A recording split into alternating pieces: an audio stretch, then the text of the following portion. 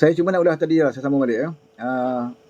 Macam mana komen KJ terhadap rombakan kabinet. Seperti mana yang kita tahu, KJ akan menggunakan kesempatan ini untuk dia mengkritik lah.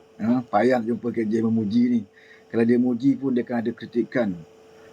Dalam pujian tu dia akan hentam juga. Ni style KJ kan.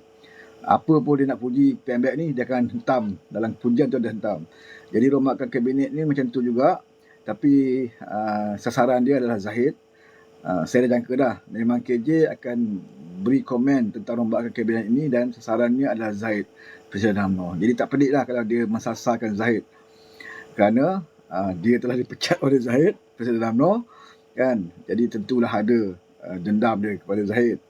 Jadi rombakan kabinet ini, ya, yang kuasa mutlaknya, kuasa penuhnya adalah kepada PMX. Itu semua orang tahu. Kan? Kuasa Perdana Menteri untuk menentukan jemaah kabinet dia. Cuma bezanya Datuk Seri Anwar Ibrahim ni, dia walaupun dia ada kuasa mutlak sebagai Perdana Menteri, ia mempunyai lebih 2/3 majoriti yang menyokong beliau ya, di Parlimen, tetapi dia tidak menggunakan kuasa itu sewenang-wenangnya. Dia masih ada lagi sifat hormat kepada rakan-rakan sekutu di dalam gabungan kerajaan perpaduan. Sebab itu dia kata, kabinet yang dirombak ini, menteri-menteri lantikan dan sebagainya, semuanya dirunding, ya, runding. Bukan dia minta, ya. Dia kata, okey, kalau nak menteri pertahanan, okey, saya nak macam ni, bagi tahu UMNO, tak ada.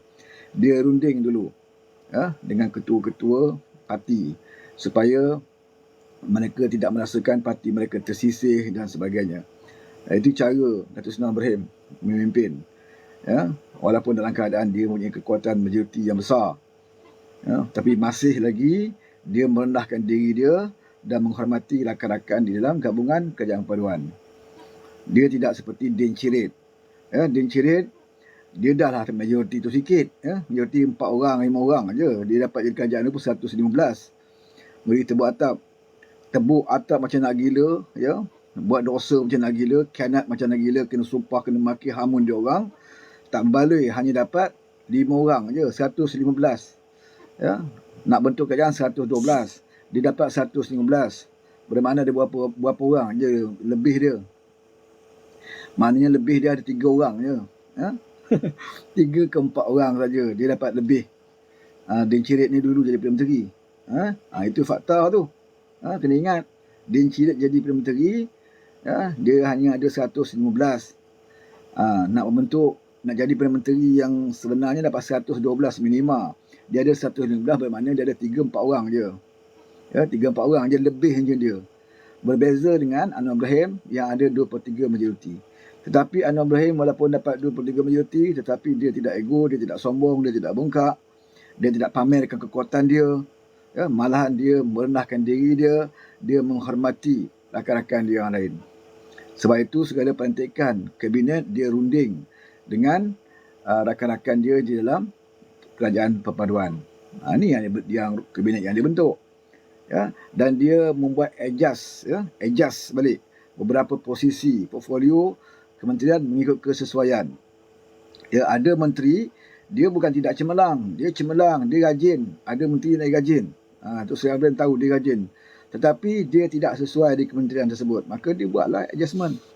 Kan? Itulah pemimpin yang bijak. Ya, pemimpin yang bijak, dia tahu menghargai orang. Orang rajin, tetapi tempat yang diletakkan tu mungkin tidak sesuai dengan dia. Maka dia tidak membuang terus, tapi dia tukar. Ya? Tukar kementerian yang Anwar fikir mungkin sesuai dengan dia. Kemudian dia akan nilai pula lah prestasi lepas ni. Ya? Sebab itu dia kata, kalau prestasi semua menteri cemerlang, dia kata kabinet yang ada hari ni akan kekal sampai PRU16. Akan kekal sampai PRU16. Syarat dia apa? Syarat dia menteri kena cemerlang lah. Ya, kena perform di dalam menerjui kementerian masing-masing. Jadi apa yang KJ sebut, KJ masih lagi berpolitik dalam isu ini. Dia kata rombakan kabinet yang berlaku terutamanya melibatkan Zahid, melibatkan Mak Hassan, timbalan Presiden UMNO yang daripada Kementerian Pertahanan ditukarkan ke Kementerian Luar Negeri. Kemudian dikata Khalid Nordin yang daripada Menteri Pengajian Tinggi tukar kepada Kementerian Pertahanan. Ini adalah adalah susunan yang telah pun diatur mengikut kehendak Zahid. Macam tu pula kan. Sebagaimana yang saya sebut tadi, kuasa kepada Perdana Menteri mendapat pandangan ataupun bincang dengan ketua-ketua parti. Tetapi kuasa mutlak itu tetap Perdana Menteri. Bagaimana dia boleh kata Zahid yang menentukan tempat-tempat posisi menteri-menteri daripada UMNO ni? Ini tak betul. Ini KJ cuba nak melaga-lagakan orang UMNO. Dia nak melagakan yang antara penyokong Zahid dengan penyokong Mak Hassan, dengan penyokong Khalid, naib presiden. Khalid ni, Khalid Nordin ni adalah naib presiden UMNO. Jadi dia nak cuba kan, nak laga-lagakan UMNO ni. Ini tak habis-habis lagi ni. Nak melagakan UMNO ni. Kerja nak melagakan UMNO ni bukan datangnya daripada PN saja, tetapi kepada bekas-bekas UMNO yang masih berdendam dengan Zahid. Dia masih melaksanakan kerja untuk nak melaga-lagakan UMNO ni. Jadi itulah hujah dia. Sedangkan kita tahu bahawa Mak Hassan pun tak ada komen apa-apa. Kita tengok Mak Hassan dalam syok kabinet ni ceria, happy. Dia tukarkan keluar Kementerian Luar. Sama juga dengan Khalid Nordin, ditukar ke Kementerian Pertahanan, dia okey. Tak ada komen apa sikit pun. Kan? Sebab dia tahu apa yang pihak-pihak mahukan. Macam Mak Hassan, dia sebagai timbalan Presiden UMNO. Dia di antara pelapis-pelapis UMNO. Sebagai apatah lagi bila Zahid menyatakan ini adalah penggal dia yang terakhir dalam politik. Zahid Hamidi sebut. Mungkin atas sebab kesihatan dia. Dia fikir dia lah ada masalah kesihatan yang kadang-kadang membuat rawatan. Mungkin dia fikir inilah penggal dia terakhir dalam politik. Ini kata Zahid Hamidi. Jadi maksudnya siapa selepas Zahid yang nak menerjui UMNO ini? Dan orang yang nak menerjui parti UMNO ni, iaitu satu parti yang dikatakan parti hebat lah. Parti orang Melayu yang hebat, yang pernah menerjui Malaysia ni 60 tahun lebih. Yang jadi kerajaan. Parti yang mencipta sejarah paling lama menjadi kerajaan UMNO lah. UMNO lah. 60 tahun lebih dia jadi kerajaan. Jadi parti ini yang sedang dibaiki semula selepas kerosakan PRU 14-15 kan, mengalami kemerosotan, memerlukan pemimpin yang mesti berada karismanya. Dan pemimpin itu mesti membentuk karismanya mulai sekarang. Dan membentuk pelapis pemimpin negara tidak hanya boleh kita mendapat pengaruh hanya di dalam negara kita sendiri. Dia mesti mendapat pengaruh dan diperkenalkan dan mendapat pengalaman berada di luar negara. Anwar dulu pun membina aura dia bukan hanya dalam negara. Bukan hanya dalam negara. Nama dia dikenali di negara luar, termasuk negara-negara Islam dan negara Barat. Kerana apa? Kerana kepimpinan dia. Suatu berada dalam NGO ABIM contohnya, Persatuan Islam dan sebagainya, pemimpin mahasiswa, kemudian dalam politik, di mana dia banyak juga berdamping dengan negara-negara luar. Sebelum dia masuk UMNO pun, dia di antara pemimpin muda Melayu dalam ABIM yang pergi bersidang persilangan persatuan belia-belia Islam sedunia. Dia hadir mewakili belia Islam Malaysia. Dia selalu berdamping dengan negara Barat, berdamping dengan negara Arab, negara Islam, dan berhubungan dengan ulama-ulama dunia sebelum dia jadi pemimpin negara lagi. Maknanya dia dah bina dah aura dia, ataupun dia dah bina dah hubungan dia dengan negara luar ni lebih awal. Sebab itu hari ni bila dia jadi Perdana Menteri, dia tidak ada banyak masalah apabila dia berhubungan dengan negara luar. Sebab orang dah kenal dia awal lagi, orang kenal dia daripada muda lagi. Bakat dia, kepimpinan dia, nama dia itu telah disebut, telah dikenali awal lagi sebelum dia menyertai parti politik. Sebab itu dia tidak ada masalah bila dia menyertai politik. Apatah lagi sekarang dia jadi Perdana Menteri. Sebab itu kita tengok bila pergi mana-mana luar negara, dia diberikan sambutan, dia diraikan, dia dihormati. Sebab dia dah membina nama dia lama dah. Jadi pada pandangan saya, apa yang Anwar lakukan dengan meletakkan Mak Hassan sebagai Menteri Luar adalah satu persiapan untuk membina kekuatan UMNO itu sendiri.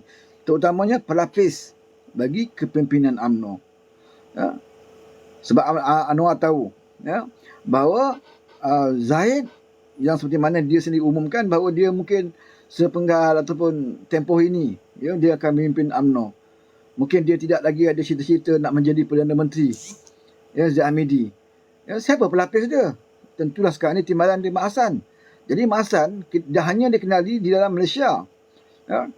Kalau Negeri Sembilan orang kenal lah dia. Negeri Sembilan tu dia ada aura lah. Mak Hassan ni pasal dia pernah jadi Menteri Besar Negeri Sembilan. Kemudian di seluruh Malaysia pun dia tidak merangkumi Sabah Sarawak. Nama Mak Hassan ni, dia antara tokoh yang baru diangkat di pusat.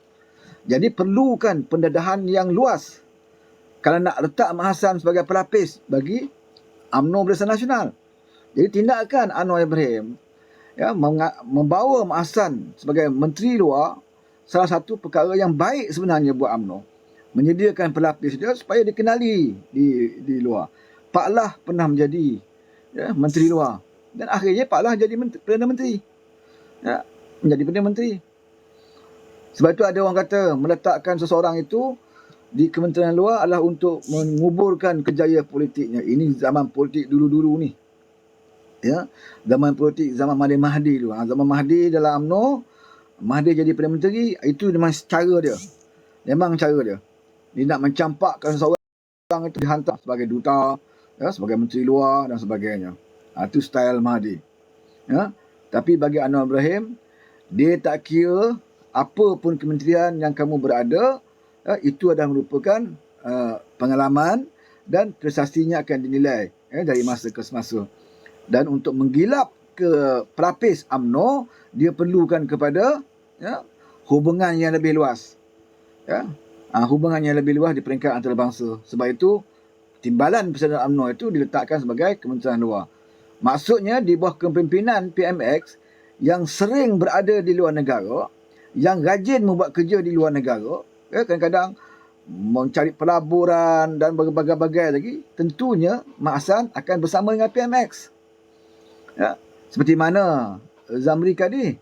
Sebab tu bila kita tengok Datuk Zamri Kadir ni, bila dia jadi Menteri Luar sebelum ini, nama dia dah naik. Orang dah kenali Zamri Kadir sekarang. Peringkat dunia luar pun dah mula mengenali Datuk Zamri Kadir ni. Sebab apa? Sebab dia mengiringi PMX. PMX akan bawa dia bila keluar negara dah tentunya duta Menteri Luar akan bersama. Akan mengiringi ataupun menyambut Perdana Menteri. Maka secara tak langsung, aura yang ada pada Datuk Seri Anwar Ibrahim itu akan dapat juga kepada Menteri Luar yang selalu berdamping dengan PMX di luar negara. Jadi kita pandangkan ini satu benda yang baik, positif bagi Mak Hassan. Dia sebagai timbalan Presiden UMNO, dia perlu mendedahkan diri dia kepada peringkat antarabangsa. Salah satu caranya adalah duduk berada di Kementerian Luar. Itu. Tapi Kerry dia mempunyai pandangan yang negatif. Maklumlah.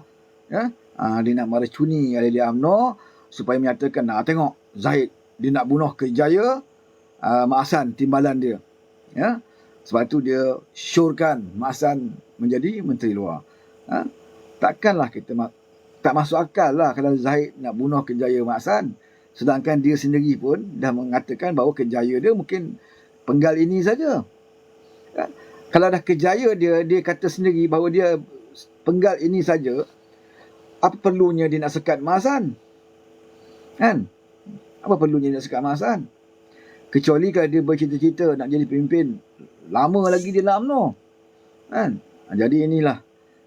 Sebab bagi saya KJ ni, apa yang dia fikir yang dia akan buat kalau dia jadi pemimpin, dengan orang lain akan buat macam dia buat. Apa yang dia fikir kalau dia nak buat pada orang, nak menjatuhkan orang, dia fikir orang lain akan buat macam dia. Itu fikiran dia.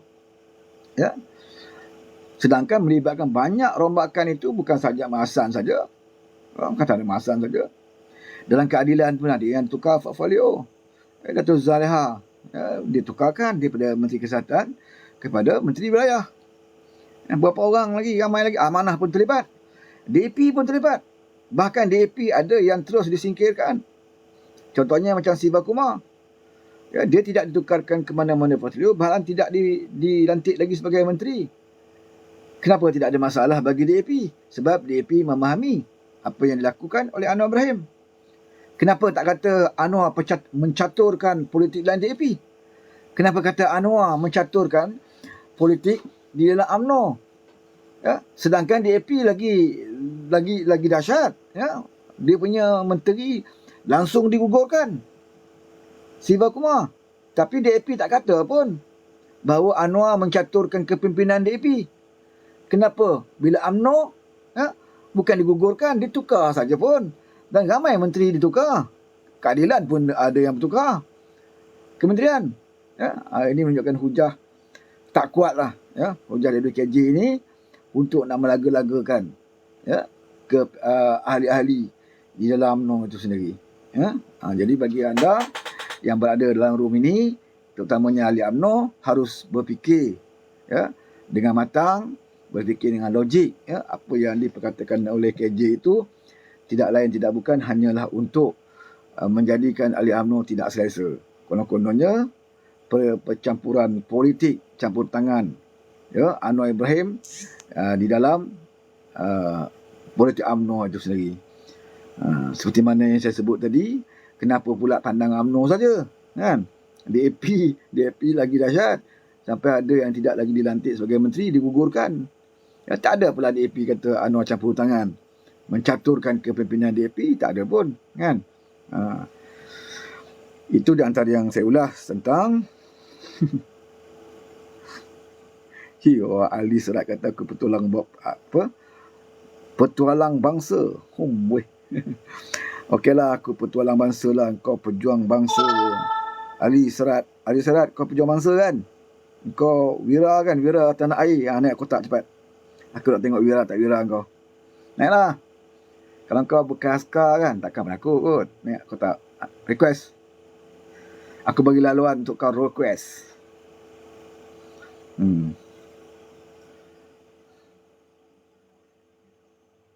Request lah. Alamak, orang lain request ni. Orang lain sabar dulu ya. Aku nak bagi yang Wira tadi. Yang lu kata aku petualang bangsa tu, tentulah dia Wira sejati tanah air kan. Kalau Wira sejati, naik atas.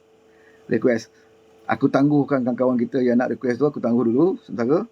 Aku nak bagi Wira tu, pejuang bangsa tu, naik atas. Kan? Kalau dia tak naik, memang dia tu, kalau dia askar pun mungkin dia pranita lah. Ya, pranita pun ada yang hebat-hebat, yang berani kan. Okey, lupakan dia. Dia mungkin nak ganggu saya punya penerangan. Ya, saya teruskan. Yang isu KJ ni saya dah jawab. Ya, sehinggakan Wira tadi tak senang duduk. Ya, sebab dia mungkin seronok tu. Ya, seronok dengan cara KJ nak memecah belahkan UMNO, dia rasa seronok. Ya. Tapi bila kita bagi penerangan, dia rasa tak selesa. Ya.